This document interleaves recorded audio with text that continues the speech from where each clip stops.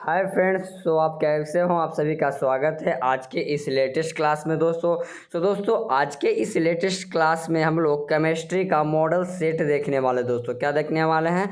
Model set. First model set है दोस्तों आपका। इसमें 28 क्वेश्चंस आपको मिलेंगे और हर चैप्टर से आपका 28 ही क्वेश्चंस लिया गया ताकि आप लोग आसानी से इसको सॉल्यूशन कर सके। ठीक है ना दोस्तों, ऑब्जेक्टिव टाइप का क्वेश्चन है, आप लोग बिल्कुल भी मिस नहीं करेगा।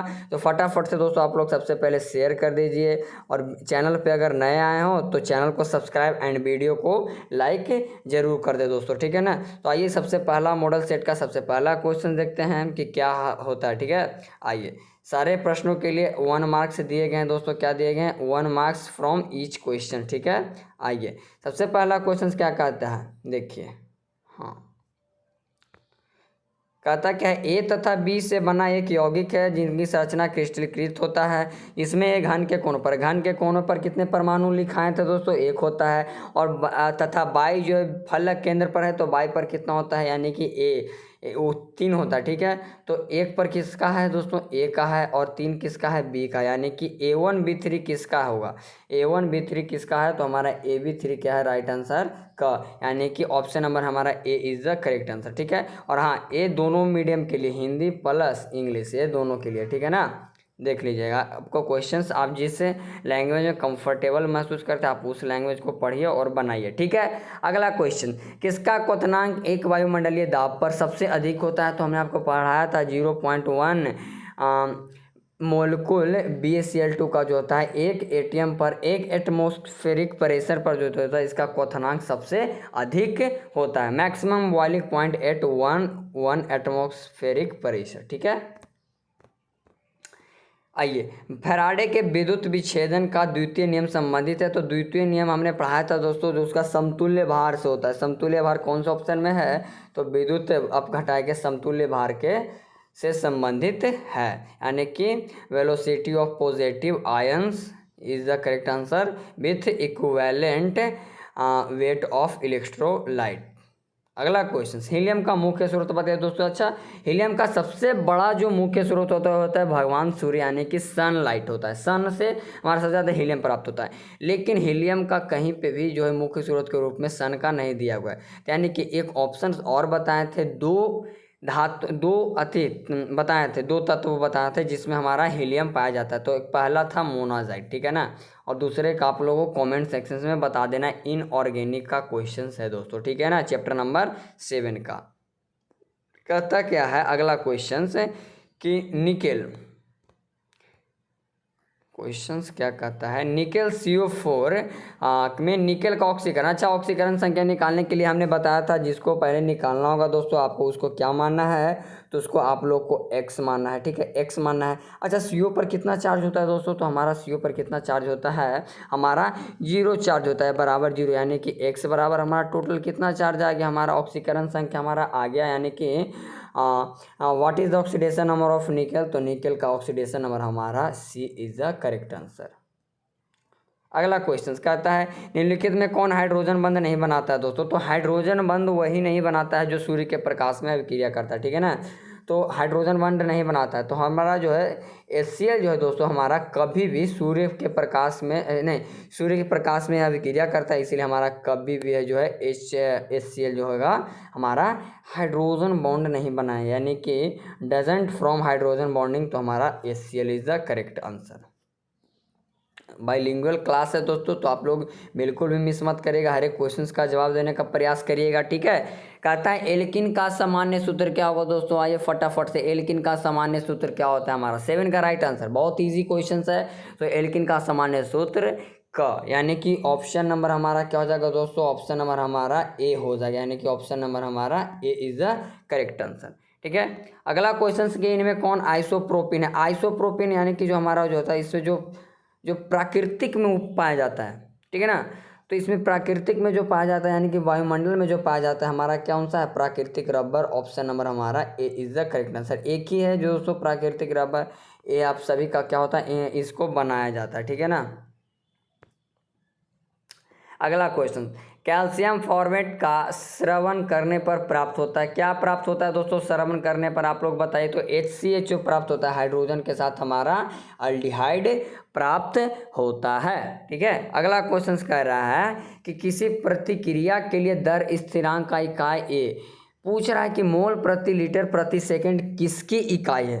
ए हो गया मोल प्रति सेकेंड, मोल प्रति लीटर बोल रहा है ना दोस्तों। हाँ, मोल प्रति लीटर प्रति सेकेंड जो है दोस्तों हमारा किस कोटि की हो गया, यानी कि शून्य कोटि की अभिक्रिया। यानी कि दोस्तों हमने बताया है शून्य कोटि अभिक्रिया का जो होता है हमारा इकाई क्या होता है, मोल पर लीटर प्रति सेकेंड। यानी कि ऑप्शन नंबर हमारा कौन सा हो जाएगा दोस्तों, which one is A is the correct answer.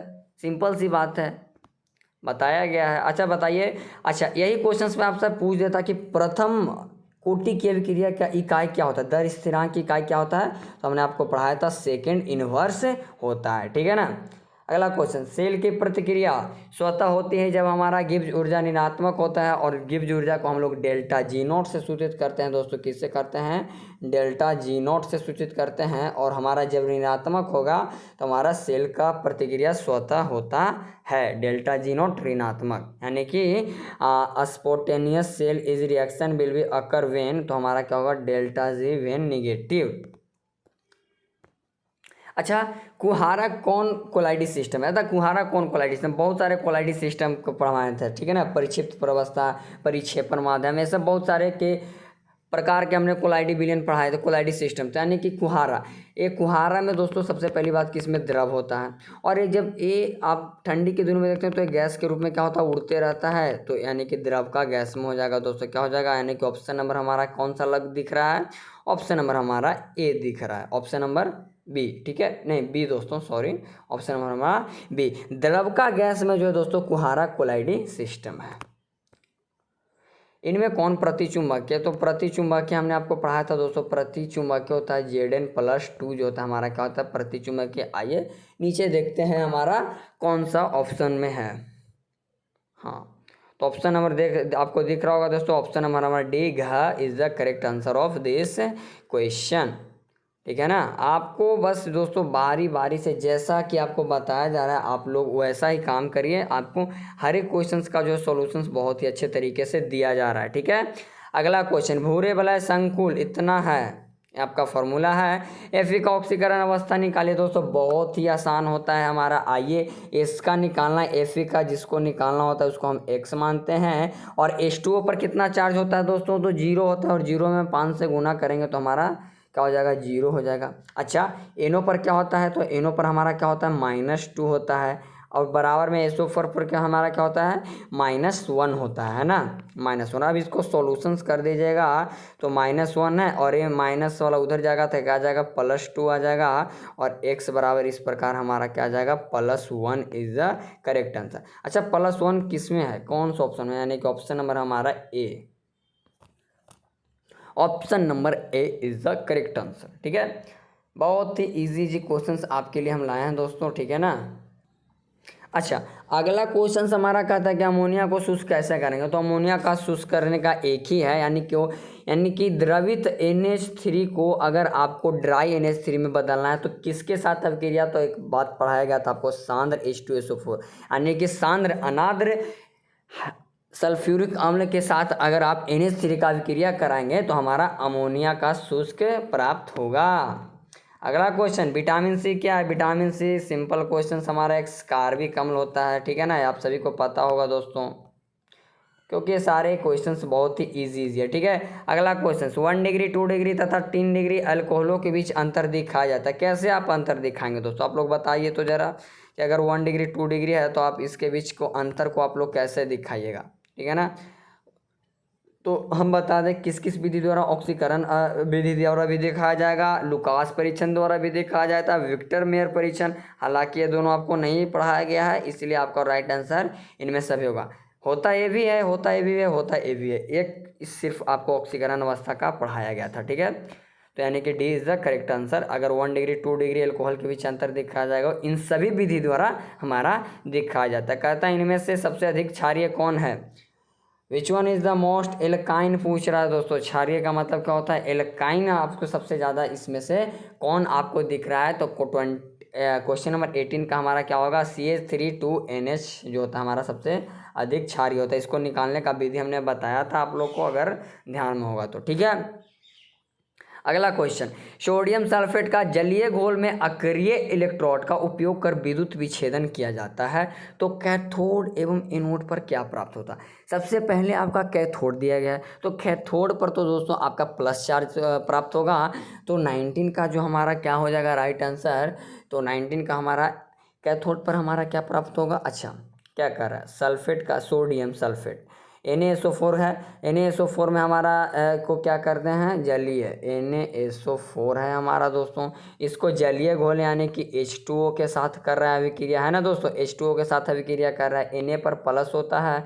अच्छा, तो हमारा पूछ रहा है क्या कि कैथोड एवं एनोड पर, तो कैथोड पर हमारा हाइड्रोजन प्राप्त होगा। सबसे पहली बात, कैथोड पर क्या प्राप्त होगा? हमारा हाइड्रोजन प्राप्त होगा। ठीक है, फिर पूछ रहा है एनोड पर क्या प्राप्त होगा? तो एनोड पर हमारा ऑक्सीजन प्राप्त होगा, यानी कि डैट मीन्स क्या हो जाएगा? O2 प्राप्त होगा। अच्छा, H2 और O2 कौन सा ऑप्शन में है? तो ऑप्शन नंबर हमारा A is the correct answer. ठीक है, अगला क्वेश्चन देखते हैं क्या कहता है। किसी प्रतिक्रिया का अर्धजीवन काल अभिकारक के आरंभिक सादृश्य के व्युत्क्रमानुपाती होता है तो प्रतिक्रिया की कोटि हो गई। पूछ रहा है क्या? किसी प्रतिक्रिया का अर्धजीवन काल, क्या दोस्तों? T½ अभिकारक के आरंभिक सांद्रण के व्युत्क्रमानुपाती होता है तो प्रतिक्रिया शून्य कोटि की हो गया, प्रथम कोटि की हो गया, द्वितीय कोटि की हो गया, तृतीय कोटि। कौन सा होगा दोस्तों? तो हमने आपको बताया था कि द्वितीय कोटि की जो होती है दोस्तों अभिक्रिया जो होती है वो आरंभिक सांद्रण के व्युत्क्रमानुपाती होती है, यानी ऑप्शन नंबर सी। अगला क्वेश्चंस पे आते हैं। ठीक है ना, सारे क्वेश्चंस इजी हैं दोस्तों। ठीक है ना, आपको हड़बड़ाने की एक को भी टेंशन नहीं लेना, जरा सा भी आपको टेंशन लेने की बात नहीं है। ठीक है ना, अगला क्वेश्चन देखते हैं। कौन एंजाइम ग्लूकोज का अल्कोहल में परिवर्तित करता है? कौन सा एंजाइम है जो ग्लूकोज को अल्कोहल में परिवर्तित करता है दोस्तों? बताइए। राइट आंसर आप लोग जवाब देने का प्रयास करिए। तो हमारा जो होता है जाइमेज जो होता है ना, ये जो होता है एंजाइम जो होता है ग्लूकोज को अल्कोहल में बदल देता है, इसीलिए कौन सा राइट आंसर हमारा हो जाएगा दोस्तों? तो राइट आंसर जो हो जाएगा हमारा दोस्तों सी। अगला question, benzene single bond NH2 समूह है, किसका समूह है दोस्तों? 22 का राइट आंसर बताइए। तो हमारा किसका समूह होगा? बताइए। The NH2 group is benzene is किसका समूह है? बताइए। तो हमारा ऑर्थो एवं पारा डायरेक्टिंग। ठीक है ना, हमने आपको पढ़ाया था कि बेंजीन में जो होता है NH2 समूह जो होता है ऑर्थो का मतलब होता है 1 और 2 पर प्राप्त होगा, और पारा का मतलब 1 और 4 पर प्राप्त होगा यह समूह जो होता है। ठीक है, अगला क्वेश्चन देखते हैं। हाँ, ये क्वेश्चंस आपके लिए होमवर्क, आज का सबसे पहला क्वेश्चन, हालांकि हम क्वेश्चंस अभी तक नहीं दिए हैं लेकिन आज का पहला क्वेश्चंस है एल्कोहल का एस्टरीफिकेशन का क्रम होगा। The order of esterification of alcohol is कौन सा होगा? आप लोगों को कमेंट सेक्शन में बताना है। ठीक है ना, अगर नहीं बताइएगा तो हम तो भाई कल बता ही देंगे। कतः सामान्य ताप एवं दाब पर गए किसी गैस के 1 मोल का आयतन 22.4 लीटर, हर एक बच्चा बच्ची जानता है दोस्तों 22.4 लीटर होता है। अगला क्वेश्चन, कौन ताप द्वारा प्रभावित नहीं दोस्तों? यहाँ पे प्रभावित होगा, क्या दोस्तों? प्रभावित। यहाँ पर आप लोग को क्या कर लेना है? सुधार लेना है, प्रभावित नहीं होगा, ए वाला प्रभावित होता है दोस्तों, अफेक्टेड वाला। देखिए यहाँ पे सही लिखा गया है। तो हमारा जो मोलरता जो होता है दोस्तों, नेवर जो होता है, कभी नहीं, ताप पर प्रभावित होगा। ठीक है, आयरन के निष्कर्षण में उत्पन्न धातुमल क्या होता है? CaSiO3 होता है, FeSiO3 होता है, MgCiO3 होता है, CiO होता है। 26 का बताइए। तो हमने बताया है कैल्शियम सायो ऑक्सीडेशन होता है, कैल्शियम सायो ट्राई ऑक्साइड होता है। ठीक है दोस्तों, चलिए ऑप्शन नंबर डी। और 27 क्वेश्चन नंबर देखते हैं, कहता है लेंथेनाइड संकुचन, क्या दोस्तों? लेंथेनाइड संकुचन पूछ रहा है।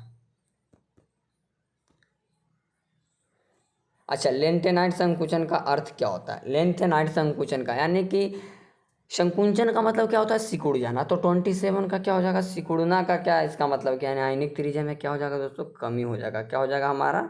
कमी हो जाएगा, यानी कि ऑप्शन नंबर हमारा सी इज द करेक्ट आंसर। आइए अगला क्वेश्चन 28 और आज का लास्ट क्वेश्चन क्या कहता है ईथर की उपस्थिति में, आइए देखिए अभिक्रिया का क्वेश्चन, ईथर की उपस्थिति में एल्काइल हैलाइड तथा सोडियम धातु के बीच प्रतिक्रिया क्या कहलाती है? तो हमारा वुर्ज रिएक्शन कहलाते हैं, यानी वुर्ज प्रतिक्रिया कहलाती है, यानी कि वुर्ज अभिक्रिया कहलाती है। The reaction between alkyl halide and sodium metal in the presence of ether is called Wurtz reaction.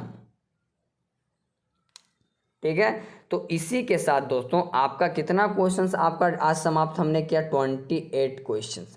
28 questions हमने आपको बहुत ही अच्छे तरीके से आपको बताया। ठीक है दोस्तों, आपको इसका सॉल्यूशन जो है दोस्तों ये देखिए आपको आज हम कम्युनिटी पोस्ट के माध्यम से आपको हम जो है दोस्तों ये आपको प्रोवाइड करा देंगे। ठीक है, अब इसके बाद जो है दोस्तों 28 क्वेश्चंस का अगर आपने आंसर मिला लेते हैं और अपने आप को चेक करना है, क्या करना है दोस्तों? चेक करना है कि हमारा कितना राइट आंसर सही हुआ। ठीक है, अब देखिए इसके आगे सब्जेक्टिव क्वेश्चन है तो अभी तो करा नहीं सकते दोस्तों, ठीक है ना। हाँ, लेकिन मैं बता दूं 2 मार्क्स का सब्जेक्टिव क्वेश्चंस भी लाए हैं। ठीक है, देख सकते हैं आप लोग, बहुत मेहनत लगते हैं भाई। ये आपका नोट्स में सब आपको लिखवाया गया है, और हाँ हिंदी इंग्लिश दोनों मीडियम के लिए है। देख सकते हैं ना कितना मेहनत आपके लिए किया गया है। ये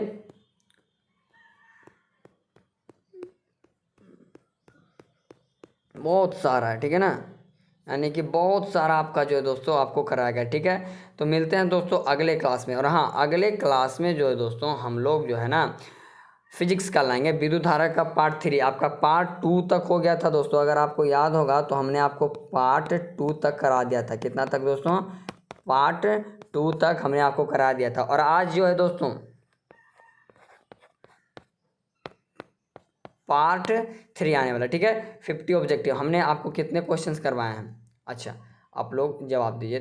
ठीक है दोस्तों, हमने आपको टोटल अभी तक चैप्टर 3 इलेक्ट्रिक करंट में, ठीक है ना दोस्तों, चैप्टर नंबर 3 में हमने आपको कितने क्वेश्चंस करवाए हैं अभी तक की अगर बात की जाए तो हमने आपको 100 क्वेश्चंस करवा दिए। देखिए दोस्तों, अगर आप एक चैप्टर से 100 प्लस क्वेश्चंस कर रहे हैं, हमने टारगेट 150 प्लस का रखा है, क्योंकि दोस्तों जितना ज़्यादा अगर आप ऑब्जेक्टिव क्वेश्चंस बनाएंगे आपको उतना ही ज़्यादा अच्छा लगेगा। ठीक है ना, आपको उतना ही डाउट क्लियर होगा।